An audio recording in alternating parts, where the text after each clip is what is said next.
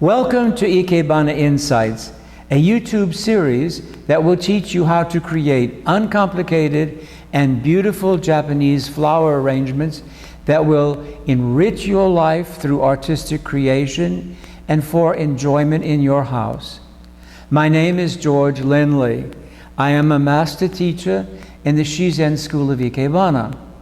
In Ikebana, few flowers are used in an arrangement so that each individual flower can be clearly seen and enjoyed and appreciated for its own beauty.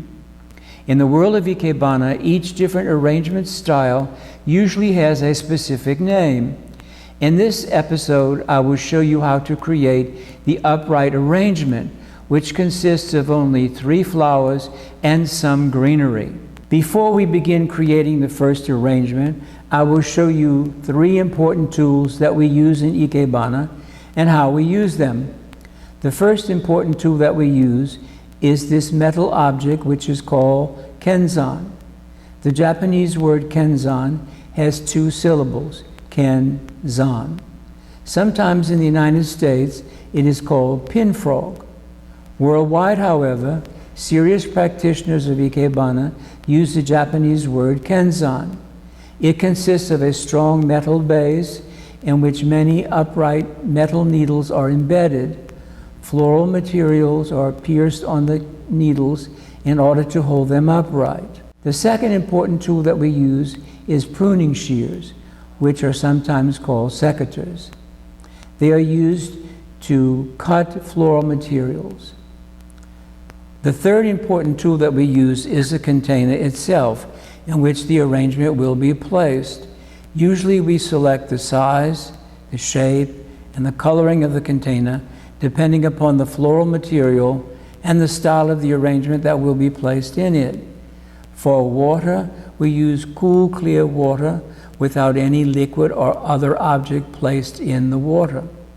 We place the kenzan into the container now, and I'm putting it not right in the middle, but slightly offset so that it creates a sense of asymmetry.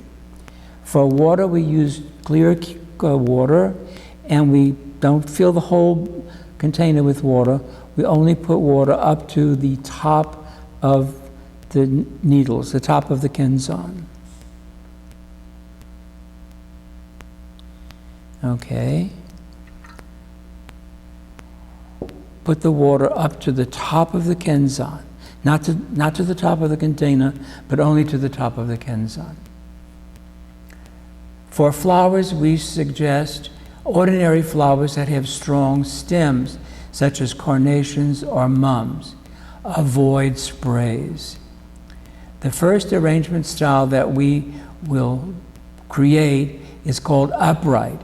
It is the first style that we teach in the Shizen School. It is a simple arrangement style that uses only 3 flowers and some greenery. Floral material is almost always measured according to the longest length of the container. So for example, in a completely circular container, we will measure from one side to the other. And so this first measurement is called the primary.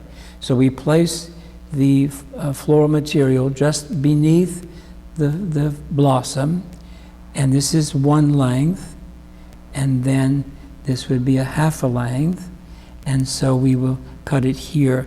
Always cut it first, cut it straight across, and second, always cut it a little longer, because it's easier to cut it shorter if it's longer. Then we place the floral material right in the very center of the kenzan. That's called the primary stem. The second flower to be inserted is called the secondary, and it is 2/3 the length of the primary. So this is the secondary, and so to measure 2/3 of the primary, we turn it upside down, and we measure about 2/3 the length of the primary, which would be about right here. Remember, always cut it straight across, and always cut it a little longer. So and then insert it just next to the primary.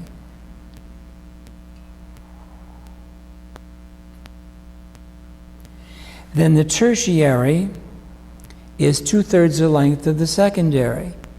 And so we turn it upside down and we measure about 2/3 the length of the secondary. Remember, cut it straight across and always longer. And we put the stems right next to each other.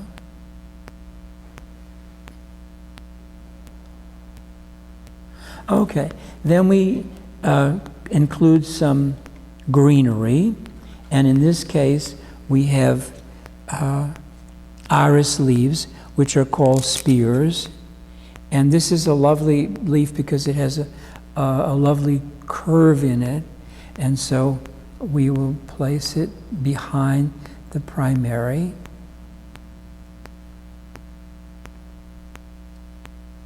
So that the curve can be seen.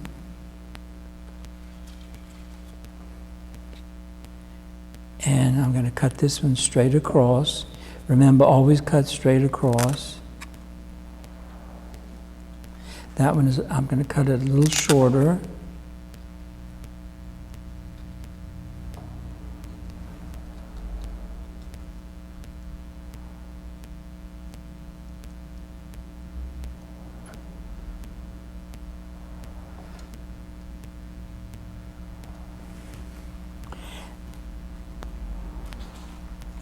Now the greenery, and if you have greenery in which some little insect has eaten and left holes in, that's okay. In our school, we're not troubled by that. That's part of nature. Oops, that happens. So you just reinsert it. And I'm going to cut this one a little shorter.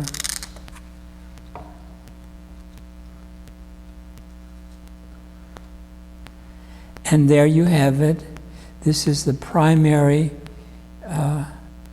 arrangement. The first arrangement that we do is called upright. It is easy to create this arrangement. We want you to feel confident that you can create this arrangement. Ikebana is not complicated. Through Ikebana, you can learn to create beautiful arrangements which are almost like living sculptures. Ikebana will help you to see nature's beauty and to relate to it. To create this arrangement, you will need a container of any material, a kenzan, usually of 2.5 to 3 inches in diameter, and secateurs or hand pruners. Ordinary flowers of strong stems, such as carnations and mums, are suggested. Rewatch this episode.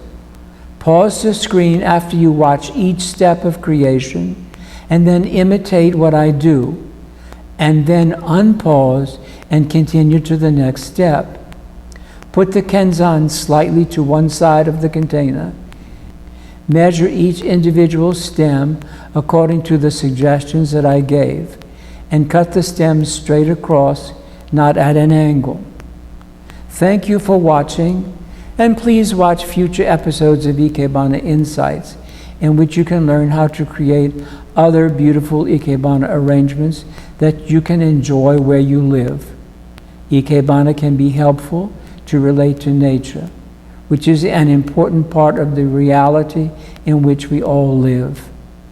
If you have any questions, you can email us at the address on the screen. Happy Ikebana!